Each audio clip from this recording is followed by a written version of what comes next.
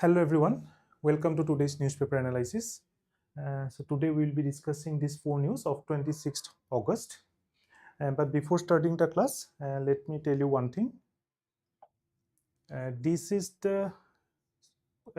if you have any course related query, then you can call in this number 93948 93988, and while purchasing any course, if you use this coupon, then you can get an offer in any course. Okay, so let's begin the class. So this is the first news. Waning dependence on H-1B visas, India spent $1 billion on STEM in US. So this is the news that has been taken from the source Hindu, and it can be linked with GS paper 2 and GS paper 3 as well. So আমাৰ ইয়াত নিউজটোত কি কৈছে? So আমাৰ নিউজটোত কি কৈছে? ইয়াত দুটা বস্তু আছে, এটা হৈছে আমাৰ STEM আৰু এটা হৈছে আমাৰ H-1B visas. ঠিক আছে, এটা H-1B visas আৰু এটা হৈছে আমাৰ STEM. ইয়াত আমাৰ যেটো H-1B visas হয়, হেতু actually এটা visas যেটো provide কৰে USA for the immigrants. So বাহিৰৰ পৰা যিসকল লোক আহে বা বাহিৰৰ পৰা যিখিনি মানুহ USA লৈ আহে, তেওঁলোকক যেতিয়া জব provide কৰা হয়, সেই জব provide সেই H-1B visas দি পেলাই সেই জবখিনি তাত তেওঁলোকক temporarily তেওঁলোকক তাত recruit কৰা হয়. আৰু at the same time STEM মানে হৈছে science, technology, engineering and mathematics. তো সেই চাৰিটা ডিপাৰ্টমেন্ট লগ হৈ পেলাই সেই STEM wordটো ইউজ কৰা হয়. So let's explore the background. So আমি যদি backgroundটো চাওঁ, ইয়াত mainly এতিয়া কি হৈ আছে, যেটো H-1B visas, যেটো H-1B visas হয়, সেই visasটো actually তাৰ যেটো application fee, সেই application fee টো USA ৰাইজ কৰিছে. ৰাইজ কিহৰ কাৰণে কৰিছে? USA মই বাৰে বাৰে কৈ আছো যে এটা কনসেপ্ট লৈ আছে, মেক আমেৰিকা গ্ৰেট এগেইন, আৰু এই বস্তুটো তেওঁলোকে আমাৰ যেটো ইণ্ডিয়াৰ যেনেকৈ আমাৰ লোকেল ফৰ ভোকেল, তো তেওঁলোকেও এটা প্ৰটেকশনিষ্ট পলিসি তেওঁলোকে লব বিচাৰিছে. প্ৰটেকশনিষ্ট ইন দা সেন্স তেওঁলোকৰ যিখিনি ইকনমিটো যেটো গ্ৰোথ হোৱাৰ যেটো ড্ৰাইভিং ফেক্টৰ, সেই ড্ৰাইভিং ফেক্টৰটো এই লোকেল বা যিখিনি তেওঁলোকৰ ৰেসিডেন্স সেই তেওঁলোকৰ থ্ৰু দিয়ে নিয়াৰ তেওঁলোকৰ এটা চেষ্টা কৰিছে, আৰু এটো এটা মেইন পলিসি লৈছে আমাৰ ডোনাল্ড ট্ৰাম্পে. গতিকে এতিয়া কি হৈছে, সেই প্ৰটেকশনিষ্ট পলিসিটো লোৱাৰ লগে লগে তাত যিখিনি H-1B visas বা যিখিনি বাহিৰৰ মানুহে বা তাত কাম কৰি আছে, তেওঁলোকৰ কাৰণে তাত ৰিক্ৰুটমেন্টৰ যেটো প্ৰসেস, সেই প্ৰসেসটো অলপ বেছি কমপ্লেক্স কৰি দিছে, অলপ ৰাইজ কৰি দিছে, সো দ্যাট তাৰ ওপৰত ইউএছএৰ ইকনমিৰ ওপৰত কোনো যেন বাহিৰৰ মানুহে ডিপেন্ডেন্ট নহওক বা ডিপেন্ডেন্সিটো কমি যাওক. গতিকে এইটো ইয়াৰ মেইন বেকগ্ৰাউণ্ডটো. গতিকে ইয়াত এতিয়া ৰিসেন্টলি কি কৰিছে, তেওঁলোকে যেটো H-1B ভিসা ফি হেতু ইমানত দি থৈছে around $1,03,265 for new applicants. এতিয়া কি হৈছে, যেতিয়া সেই বস্তুটো হৈ পৰিছে, আমাৰ যিখিনি ইণ্ডিয়ান এমপ্লয়ি তাত আছে, তো ইণ্ডিয়ান এমপ্লয়িখিনি কি হৈছে, গতিকে আমাৰ যেটো ইণ্ডিয়ান আইটি ইণ্ডাষ্ট্ৰি আছে, তেওঁলোকে অলমোস্ট $1.1 বিলিয়ন সেই স্টেমৰ যেটো পাইপলাইন, সেই স্টেম পাইপলাইনটোত ইনভেষ্ট কৰিছে ইউএছএত. আৰু তাত কি কৰিছে, যেতিয়া ইণ্ডিয়াই তাত হেতু ইনভেষ্ট কৰিছে, তো তাৰ যিখিনি ৰিক্ৰুটমেন্ট, সেই যেটো আমাৰ সায়েন্স, টেকনলজি, ইঞ্জিনিয়াৰিং বা ম্যাথমেটিক্সৰ যেটো ৰিক্ৰুটমেন্ট, সেই ৰিক্ৰুটমেন্টটো তেওঁলোকে ইউএছ ওয়াৰ্ক ফোৰ্সকে এমপ্লয়ি হিচাপে ৰাখিছে. দ্যাট মিন্স হেতু কাৰণে ইণ্ডিয়ান এম্বেসি বা ইণ্ডিয়ান গভৰ্ণমেণ্টে কৈছে যে এইটো আমাৰ ইণ্ডিয়াই পেনিক কৰিবলগীয়া একো নাই, কাৰণ ইণ্ডিয়াৰ যিখিনি ইণ্ডাষ্ট্ৰি তাত আছে, যেনেকৈ ইনফোসিস হওক বা বেলেগ বেলেগ ধৰণৰ আমাৰ TCS হওক, সেই কোম্পানীখিনি যে তাত আছে, সো তেওঁলোকৰ যেটো ৰিক্ৰুটমেন্টৰ প্ৰসেস, ৰিক্ৰুটমেন্টৰ যেটো প্ৰসেস তেওঁলোকে ইউএছ ওয়াৰ্ক ফোৰ্সৰ পৰাই ৰিক্ৰুট কৰি আছে. গতিকে হেতু আমাৰ পেনিক হ'বলগীয়া একো নাই বুলি তেওঁলোকে কৈছে. So this is all about the STEM, science, technology, engineering and mathematics, that the field is critical for the innovation and economic growth, skilled workforce in US and globally. গতিকে আমি যদি H-1B visas টো বিষয়ে অলপ চাওঁ, so H-1B visas টোত কি আছে, ফাৰ্ষ্টত H-1B visa টো এটা নন ইমিগ্ৰেন্ট হয়, এটো employee sponsored work visa created under the immigration act 1990 that allows US employers to temporarily hire কৰে foreign professionals য'ত হাই লেভেল অফ স্কিল দৰকাৰ হয়. আৰু হেতুত কি হয়, তাত যিখিনি স্কিল গেপ থাকে, সেই স্কিল গেপখনি যেটো ইস্যু থাকে, সেই ইস্যুটো সেই H-1B ভিসাৰ থ্ৰুদি এড্ৰেছ কৰা হয়. ইয়াৰ মেইন যেটো এলিজিবিলিটি হয়, ইয়াত মেইনলি ৰিকুৱায়াৰ্ছ এ বেচেলৰ ডিগ্ৰী লাগে, আৰু এনুৱেল কেপ এটা থাকে ইউএছএৰ কাৰণে. সেই মানে আমাৰ যেটো H-1B ভিসাস, তাৰ এটা কেপ থাকে 65,000 নিউ ভিসাস, কিন্তু ইয়াত যিখিনি 20,000 ভিসাস যিখিনি এডভান্স ডিগ্ৰী অলৰেডি ইউএছএত কৰি আছে, যেনেকৈ ইনষ্টিটিউটছ লাইক কেলিফৰ্নিয়া ইনষ্টিটিউটত পঢ়ি পেলাই ৰিচাৰ্চ বা কিবা ডেভেলপমেণ্টৰ কামত তেওঁলোক এনগেজড হৈ আছে. So for them that 20,000 visas will be exempted গতিকে 65000 or 20000 তেওঁলোকক লোৱা হ'ব তো বাকি 45000 annual cap এটা ৰখা হয় আৰু যিখিনি এমপ্লয়িয়ে already higher educational institutions বা non profit organizations বা government research organizationত কাম কৰি আছে তেওঁলোকৰ কাৰণে হে certain H1B workers খিনি কাৰণে হে visa cap টো exempt কৰা হয় আৰু mainly যিখিনি কাৰণে হে visa টো থাকে তেওঁলোকৰ mainly initially 3 বছৰৰ কাৰণে থাকে and further it can be extended up to 6 years so this is all about the H1B visas and আৰু কিমানটা ইন্ডিভিজুৱেল কিমান লব পাৰে কেটা H1B visas এজন ইন্ডিভিজুৱেলে একুয়াৰ কৰিব পাৰে তাৰ কোনো লিমিট নাথাকে গতিকে as long as each visa term follows standard application তেতিয়ালৈকে হেতু কৰা যায় ঠিক আছে আৰু লাৰ্জেষ্ট যদি আমি বেনিফিচিয়াৰিজ কওঁ around 70% of H1B petitioners আমাৰ ইন্ডিয়া হয় আৰু then it is followed by China so what is the significance এটা significance to এটোই হৈছে যে waning dependence in the sense আমাৰ যিখিনি H1B employees হয় ইন্ডিয়ায় তেওঁলোকে যিখিনি লোকেল হায়াৰিং তেওঁলোকে শিফট কৰিছে local hiring and diversification of talent sources গতিকে তেওঁলোকে এতিয়া কেতিয়াও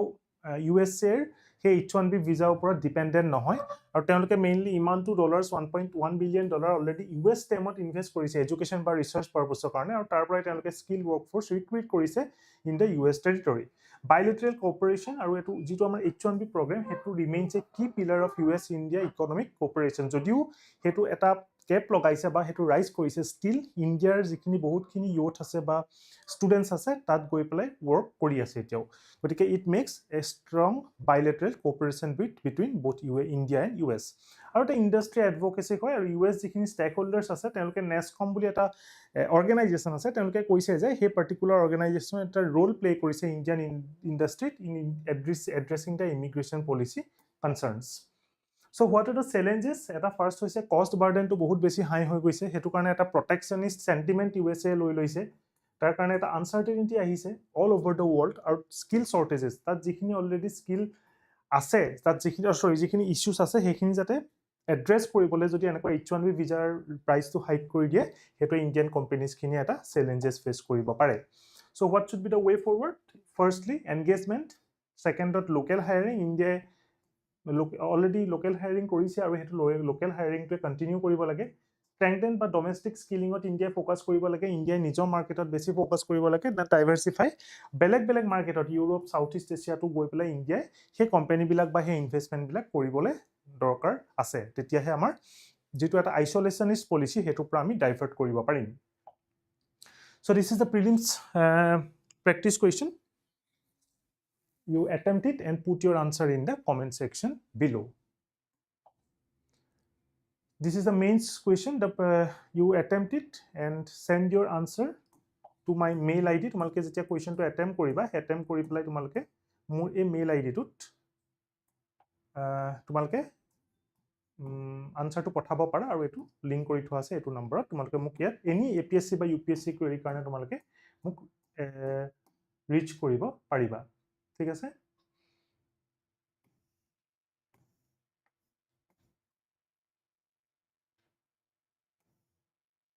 নেক্সট সো আমাৰ নেক্সট যেটো নিউজ আছে ইয়াত কি কৈছে যেটো UN প্যানেল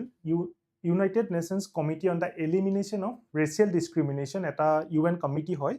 সো তেওঁলোকে এটা ৰেজ মানে এটা ইস্যু উঠাইছে আৰু তেওঁলোকে এটা কনসাৰ্ন ৰেজ কৰিছে যে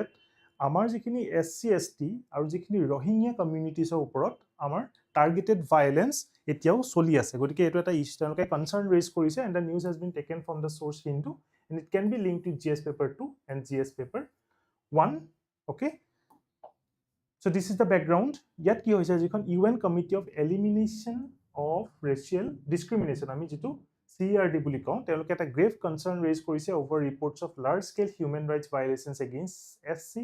ST and Rohingya refugees yet ki hoise jetia amar since 2007 ot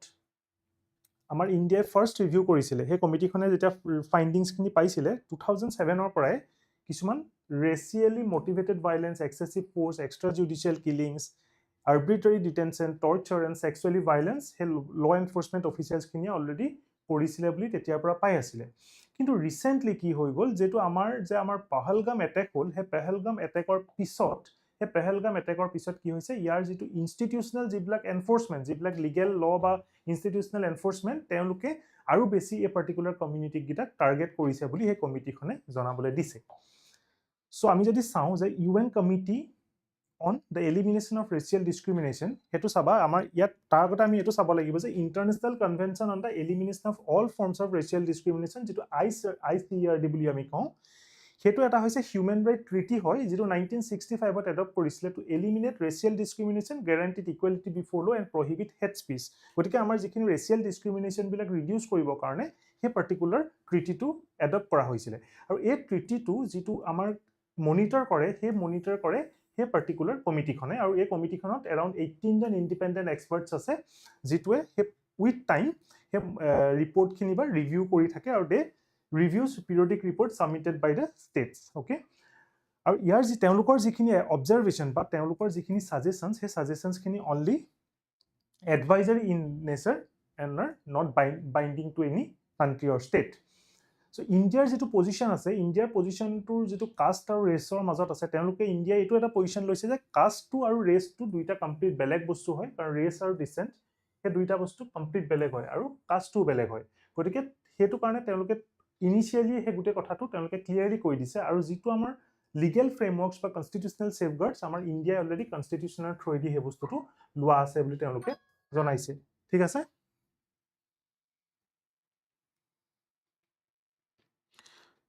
So next to jitu eta principle of jitu non refoulement boli ko ami etu hoise eta international law tat ki hoy jodi ekhon country ase ekhon country pura next country khonole jodi kunuba refugees goise he refugees khini jodi yat vulnerable hoy teolukok akko ekhon country yale refoulement mane akko pothai ghurai pothabo nuare gotike kintu yat eta bostu ase je e jitu refoulement policy etu 1951 refugee convention under ase আৰু ইন্ডিয়াই এই particular কনভেনচনটো এতিয়াও sign কৰা নাই ঠিক আছে so Rohingya খিনি কথা যদি আমি কওঁ ৰোহিঙ্গাটো একচুয়ালি আমাৰ ফাৰ্ষ্টত হে মিয়ানমাৰত পোৱা গৈছিল হেতু মিয়ানমাৰৰ এৰিয়াটোত হে ৰোহিঙ্গা হে ৰাখিনে যেটো প্ৰভিন্স হয় হে প্ৰভিন্সছত যিখিনি ৰোহিঙ্গা মাইনৰিটিজ হে ৰোহিঙ্গা একচুয়ালি তেওঁলোক মুসলিম কমিউনিটি হয় হে মুসলিম কমিউনিটিৰ ৰাখিনা প্ৰভিন্সত আছে আৰু আমি সবে জানো যে মিয়ানমাৰখন মেইনলি বুদ্ধিষ্ট তেওঁলোকৰ যেটো ৰিলিজিয়ন হেতু ফলো কৰে আৰু তেওঁলোকে হে ৰাখিনে যেটো প্ৰভিন্স আছে তাতো বুদ্ধিজমৰ মেজৰিটি আছে গতিকে হে বুদ্ধিষ্ট ভাৰ্সেস যিখিনি মাইনৰিটিজ বা আমাৰ মুসলিম যিখিনি মাইনৰিটিজ আছে হে মাইনৰিটিজ খিনি তেওঁলোকে প্ৰসিকিউট কৰিছে সো দ্যাট তেওঁলোকে ভাবে কি যদি তেওঁলোক থাকে তেতিয়া তেওঁলোকৰ যেটো কালচাৰ হে কালচাৰটো ইৰোড হৈ যোৱাৰ এটা সেন্টিমেন্ট আছে হেতু কাৰণে তেওঁলোকে বহুত আগৰ পৰাই হে যিখিনি ৰোহিঙ্গা মাইনৰিটিজ খিনি কেতিয়াও আজিলৈকে সিটিজেনশিপ দিয়া নাই আৰু তেতিয়া কি কৰিছে তেওঁলোকৰ যেটো policy Myanmar jitu policy তেওঁলোকক prosecute কৰাৰ হে prosecute কৰাৰ কাৰণে ৰাখিনে provincesৰ পৰা বেলেগ আমাৰ যিবিলাক নৰ্থ ইষ্ট ষ্টেট সে নৰ্থ ইষ্ট ষ্টেটছলে ৰোহিঙ্গা মাইনৰিটিজ খিনি গুছি গৈছে আৰু ইনক্লুডিং অসমলৈ ৰোহিঙ্গা মাইনৰিটিজ আহিছে So আমি যদি চাও ৰোহিঙ্গা ক্ৰাইসিসটো হেতু Rohingya people have suffered decades of violence discrimination persecution in Myanmar আৰু ইয়াত they have been detained the citizenship since 1982 পৰা তেওঁলোকক আজিলৈকে citizenship দিয়া হোৱা নাই আৰু হেতু কাৰণে তেওঁলোকে কি কৰিছে তেওঁলোকে ফেস কৰিছে successive waves of violence in Myanmar আৰু যদি আমাৰ যদি largest and fastest Exodus to begin হৈছিল অগষ্ট 2017 ত when violence broke যেটো মিয়ানমাৰ ৰাখিনে ষ্টেটত তাত around 7,42,000 পিপলে ৰেফিউজি হিচাপে নেইবাৰিং কান্ট্ৰিজলে গুছি গৈছিল আৰু তাৰ মেজৰিটি খিনি আছিল উইমেন এণ্ড চিলড্ৰেন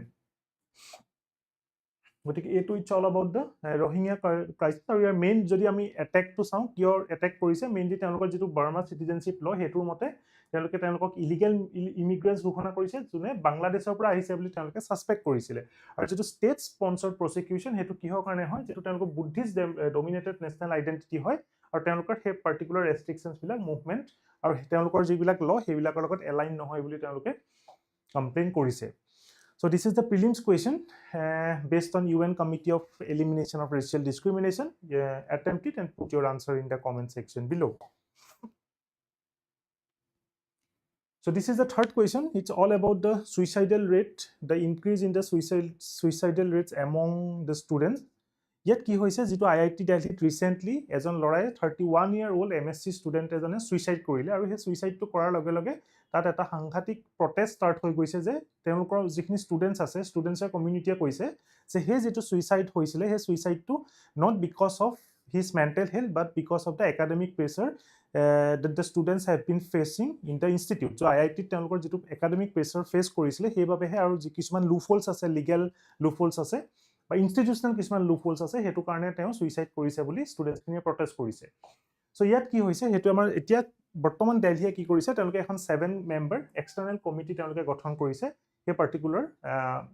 ডেটটো চাবৰ কাৰণে আৰু সেইবাবে ষ্টুডেণ্টছখিনিয়ে প্ৰটেষ্ট ষ্টাৰ্ট কৰি দিছে চ' আমাৰ যদি ইয়থ ছুইচাইডটো চাওঁ নিউজটো ডাঙৰ কথা নহয় কিন্তু আমি যদি বেকগ্ৰাউণ্ডটো চাওঁ যিটো আমাৰ নেশ্যনেল যিটো ক্ৰাইম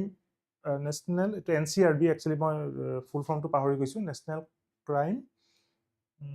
ৰিচাৰ্চ ব্যুৰ মই একদম পাহৰি গৈছোঁ NCRB যিটো ফুল ফৰ্ম আছিলে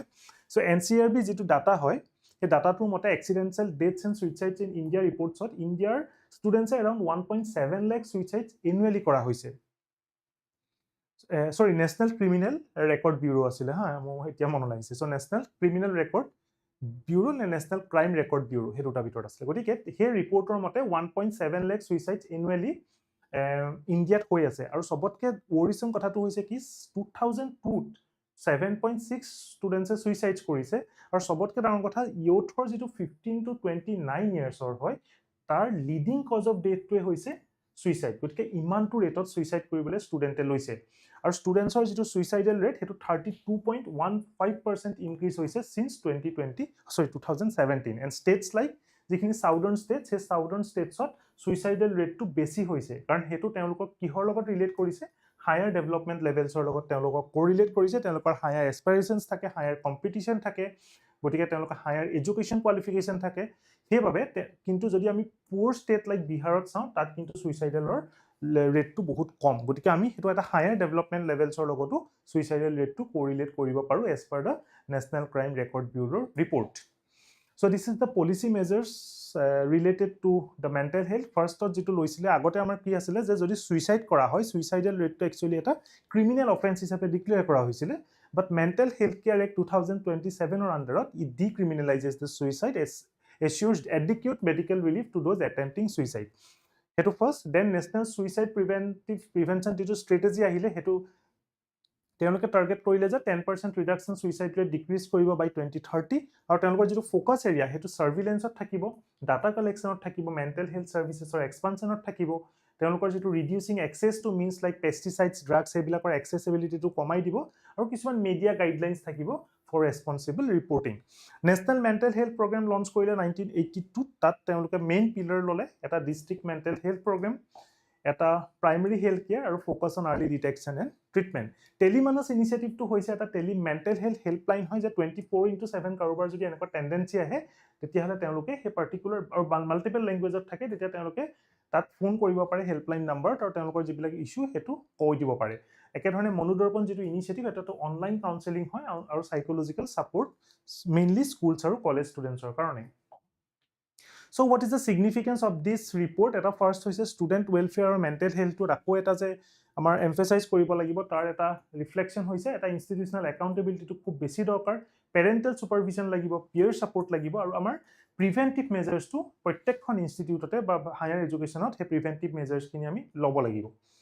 So what are the challenges jodi ami saw eta first amar jitu mental health or eta stigma thake in educational institutions mane enako amar kisuman bhab thake je মানে mental হেলথৰ issue থাকিলে আমি তেওঁ পাগল বুলি এটা মানে tag লগাই দিওঁ গতিকে সেই কাৰণে সেই মেন্টেল হেলথৰ কিবা ইস্যু থাকিলেও ষ্টুডেণ্টে ক'বলৈ নিবিচাৰে পেৰেণ্টেল ছুপাৰভিজন বা ইনএডিকুৱেট ছাপোৰ্ট থাকে ইনষ্টিটিউচনেল ছাপোৰ্ট ৰিড্ৰেচেল মেকানিজমটো খুব কম পোৱা যায় আৰু কিছুমান চিষ্টেমেটিক ইস্যুজ যেনেকৈ একাডেমিক প্ৰেছাৰ কম্পিটিটিভ এনভাইৰনমেণ্ট সেইটো ইমানেই বেছি মানে ৰিফ্লেক্ট কৰে ষ্টুডেণ্টখিনিয়ে সেইটো কোপ কৰিব নোৱাৰে So আমি কি কৰিব পাৰো what can we do to prevent suicide first to আমাৰ mental health যিবিলাক সাৰ্ভিস এখিনি ইমপ্ৰুভ কৰিব লাগিব আমি positive attitude towards mental health আমি ইনভাইট কৰিব লাগিব we need to focus on overall personality development through academically and emotionally আমি participate কৰিব লাগিব কিছুমান extra curricular activities like sports to release our stress and to relieve the stress and emotions that we are going through Next to addressing the socio-economic like poverty, homelessness and unemployment, he bostu bilago mental health or logot associate hoi thake. Cyber bullying যিবিলাক প্ৰসেছ হয় like social media sites providing education মানে আমি তাত cyber বুলি বা cyber attack হয় ন হেতু কাৰণেও কেতিয়াবা মেণ্টেল হেলথৰ ষ্টুডেণ্টছৰ ইস্যু থাকে কাৰণ আজিকালি সোশ্যাল মিডিয়াৰ গোটেই মানে এটা এৰা চলি আছে দেন সাবষ্টেন্স এবিউজ যিবিলাক প্ৰিভেনশ্যন প্ৰগ্ৰামছ সেইবিলাক আমি সাবষ্টেন্স এবিউজটো একচুৱেলি ৰিডিউচ কৰিব লাগে কাৰণ কিছুমান ষ্টুডেণ্টছে যদি সেই সাবষ্টেন্স এবিউজ কৰিবলৈ নাপায় তেতিয়াও তেওঁলোকে এনেকুৱা ৰেচ সুইচাইডাল টেন্ডেন্সি আহি যায় So positive relationship or connection আমি build কৰিব লাগে through counseling services. Last but not the least, family support to আমাৰ খুব বেছি দৰকাৰ family and teachers and academician support as well. So what should be the way forward? হেতু আমি কলো যে mental health service, destigmatization, student involvement in designing and implementation of the mental health policy and systematic reforms needs to be done. This is the prelims practice question. Attempt it and put your answer in the comment section below. So this is the mains practice question. By using these keywords, you can write the answer and you can send it to me. Okay. So it was a news. The news has been taken from Assam Tribune and it can be linked to GS paper 3 and GS paper 2 of governance and food processing. So Assam received best performing award under the Prime Minister jito amar micro food and micro processing jiblak enterprises আছে micro food processing এন্টাৰপ্ৰাইজেছৰ যেটো scheme আছিল হে স্কিমটো আমাৰ অসমে কি কৰিছিল implement কৰিছিল through Assam state rural livelihood mission আৰু Assam state urban livelihood mission হে দুটা মেইন মিশন হৈছে আমাৰ পভাৰ্টি এলিভিয়েশনৰ মানে পভাৰ্টিটো আমাৰ নাইকিয়া কৰাৰ হে দুটা মিশন আৰু হে পাৰ্টিকুলাৰ যেটো স্কিম আছিল হে স্কিমটো হে দুটা স্কিমৰ হে মিশন দুটাৰ থ্ৰুদি ইমপ্লিমেন্ট কৰিছিল আৰু এটা খুব সাংঘাতিক এটা আউটপুট পোৱাৰ কাৰণে ইণ্ডিয়া অসমক এটা বেষ্ট পাৰফৰ্মিং ষ্টেট এৱাৰ্ড হিচাপে ডিক্লেয়াৰ কৰিলে So আমি যদি অকমান চাও মাইক্ৰো ফুড প্ৰসেসিং এন্টাৰপ্ৰাইজেছ মানে কি যিখিনি আমাৰ প্ৰিজাৰ্ভেশন আমি যেতিয়া ফুড খিনি প্ৰডিউস কৰি পেলাই আমি ফুড বিলাক প্যাকেজ কৰো আমি প্ৰিজাৰ্ভ কৰো আমি ভ্যালু এডু কৰো লগতে আমি মাৰ্কেটিংও কৰো গতিকে সেই কামখিনি কিছুমান এন্টাৰপ্ৰাইজেছ থাকে আৰু সেই কিছুমান স্মল স্কেল এন্টাৰপ্ৰাইজেছ থাকে গতিকে এই স্কিমটো মেইনলি হে স্মল স্কেল এন্টাৰপ্ৰাইজেছ খিনি কাৰণে আৰু এটো আমাক কৈছে যে আসাম ষ্টেটটো এটো ৰুৰেল হয় আৰু এটো আৰবান হয় আৰু তেওঁলোকৰ মেইন মোটিভটো হৈছে poverty এলিভিয়েশন through self help group গতিকে পভাৰ্টি এলিভিয়েশন বা সিভিল সোসাইটি বা সেলফ হেল্প গ্ৰুপৰ থ্ৰুদি তেওঁলোকে হে মিশন গিটা এডপ্ট কৰা হৈছিল আৰু এটা আছে আমাৰ ওয়ান ডিস্ট্ৰিক্ট ওয়ান প্ৰডাক্ট গতিকে এখন ডিস্ট্ৰিক্টত এটা প্ৰডাক্টৰ ওপৰতে মেইনলি ফোকাস কৰা হ'ব ধৰিলো এখন ডিস্ট্ৰিক্টত চাহ এখন ডিস্ট্ৰিক্টত ৰাইস এখন ডিস্ট্ৰিক্টত চেৰিয়েলছ বা ডাল হে এনেকে এখন ডিস্ট্ৰিক্ট যদি লোৱা হয় তেতিয়া হলে হে ইফেক্টিভনেছটো বেছি পোৱা যায় গতিকে ODOP স্কিমটো এটা খুব important part hoy so what is the PMFME scheme to strengthen micro food enterprises to promote vocal for the local our first it launch korisile 2020 in a centrally sponsored in the sense eta amount centrally dibo aru eta amount state dibo aru hetu under atmanirbhar bharat abhiyanor under anisile aru he scheme to duration to loisile up to 2026 gotike etia hetu eta mane award to dia hoise so আমি যদি ইয়াৰ ফিচাৰ্স খিনি চাও এটা তো common infrastructure থাকিব কাৰণ যিমানখিনি farmer producers organisations of cooperatives of self help group হওক বা গভৰ্ণমেন্ট এজেন্সিজ হওক তেওঁলোকে এটা কমন প্ৰসেসিং ইউনিট তেওঁলোকে ফোকাস কৰিব দেন সাবসিডি এটো এটা সাবসিডি বেসড স্কিম হয় যদি পাৰফৰমেন্স বেসড সাবসিডি তেওঁলোকে ক্ৰেডিট দিয়া হ'ব একে ধৰণে সিট ক্যাপিটেল দিয়া হ'ব সেলফ হেল্প গ্ৰুপ বিলাকক to working capital and small টুলছৰ কাৰণে one district one product two year এটা ইম্পৰ্টেন্ট কম্পোনেন্ট হয় marketing and branding karone 50% grant তেওঁলোকে provide কৰিব গভৰ্ণমেন্টে আৰু capacity building যে training under the scheme training will be also provided so আমি যদি cost sharing pattern to চাও center and states ৰ মাজত সাধাৰণতে 60:40 থাকে যদি চেণ্টাৰে 600 দিয়ে ষ্টেটে 40 মানে 400 দিব এনেকুৱা টাইপৰ কিন্তু নৰ্থ ইষ্টৰ কাৰণে হেতু 19:10 আৰু যদি আমি ইউনিয়ন টেৰিটৰিজৰ উইথ লেজিসলেচাৰ টাও 60:40 আৰু সেন্ট্ৰাল ফান্ডিং ফৰ আদাৰ ইউনিয়ন টেৰিটৰিজ 100% গতিকে আমি নৰ্থ ইষ্টৰ কথা যদি চাও তেতিয়া 90:10 মানে 90% গভৰ্ণমেন্ট অফ ইণ্ডিয়া দিব আৰু 10% আমাৰ ষ্টেট গভৰ্ণমেন্টে দিব so this is the prelims question based on Pradhan Mantri of formalization of micro food processing enterprises or you can attempt it and put your answer in the comment section below so before concluding the class মই আকৌ এটো ক'ব বিচাৰিছো তোমালোকৰ যদি Scordemy related any Scordemy IAS যদি তোমালোকে coaching লব বিচাৰিবা কিবা কোৰ্স পাৰচেজ কৰিবলৈ বিচাৰিছে তোমালোকে এই তলত দিয়া নাম্বাৰটোত কন্টাক্ট কৰা আৰু তোমালোকে যেতিয়া কোৰ্স পাৰচেজ কৰিবা তোমালোকে মোৰ Debasish 2K কুপনটো ইউজ কৰিলে তোমালোকে অলমোষ্ট around like 2000 rupeesৰ অফাৰ পাবা গতিকে কিবা কোৱেৰি থাকিলে সেই নাম্বাৰটোত তোমালোকে কন্টাক্ট কৰিব পাৰা moreover যদি তোমালোকৰ APSC বা UPSC related any query থাকে তোমালোকে মোক এই টেলিগ্ৰাম আইডিটো লিংকটো দিয়া আছে, ইয়াত তোমালোকে মোক কণ্টেক্ট কৰিব পাৰিবা। টেলিগ্ৰাম নাম্বাৰটো দিয়া আছে, ইয়াতো তোমালোকে মোক কণ্টেক্ট কৰিব পাৰিবা। আৰু যদি কিবা মেইনছৰ কিবা তোমালোকৰ আনচাৰ ৰাইটিং ইভালুৱেট কৰিব লাগে, তোমালোকে মোক ইয়াত পঠাব পাৰা। So that's all from today's newspaper analysis. কাইলৈ আমি আকৌ দুটামান নতুন নিউজ লৈ পেলাই এটা নতুন analytical class আনিম। So till then, take care, stay safe.